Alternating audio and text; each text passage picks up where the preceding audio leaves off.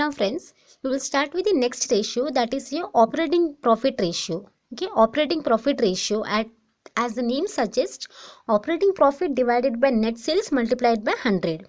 So what is operating profit, friends? Operating net profit ratio is calculated by dividing the operating net profit by sales.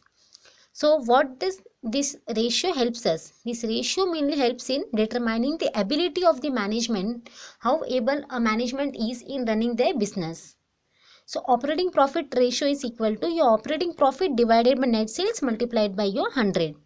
So what is operating profit? It's equal to operating profit. How operating profit can be derived is equal to your gross profit minus your operating expense. Or you can say net sales minus operating cost.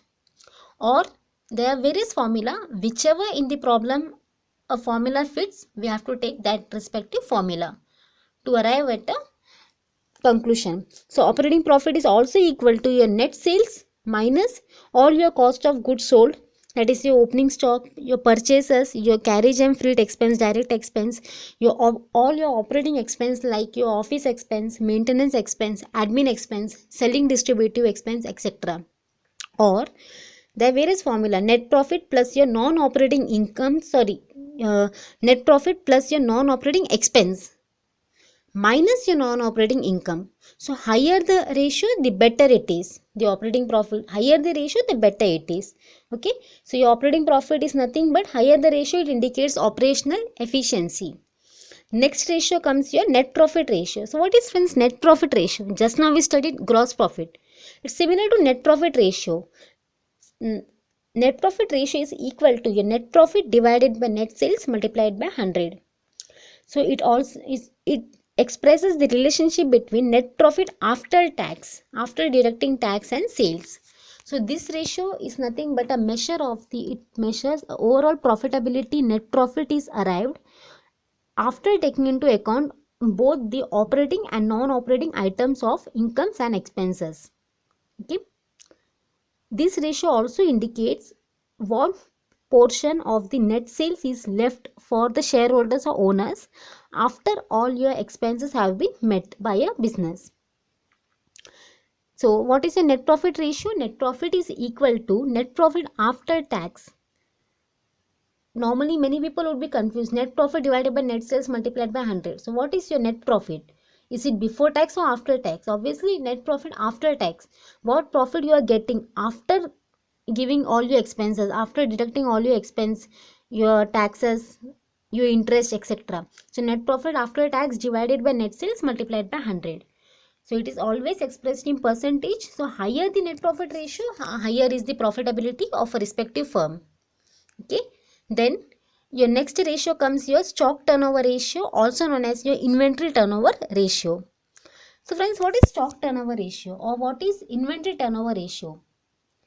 Well friends, stock turnover ratio or your inventory turnover ratio, okay, so there is a simple, it indicates the velocity with which a stock of finished goods is sold or replaced. Generally, it is expressed as a number of times the average stock has been turned over or it is converted into sales or rotate during a year. So friends, stock turnover ratio, okay. The stock turnover ratio, there may be a slow inventory would be there. The inventory is not moving fastly from the business from the business to the customer. Maybe vice versa. A slow inventory movement, if an inventory moving is slow, they may be having some following disadvantage. I will just name few. There may be a blockage of scarce funds which could be gainfully employed elsewhere, or they may be requiring more strong space resulting in higher maintenance and handling cost, or it may be during the storage for excessive period quality which may deteriorate due to inherent factors can be anything like rusting loss of potency, etc. Similarly, if an inventory is not sufficient or is insufficient level of inventory is there, it's also dangerous.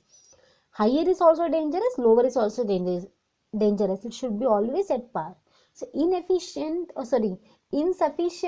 level of inventory is also dangerous. Why? Because it may be responsible for the loss of business opportunity. Okay.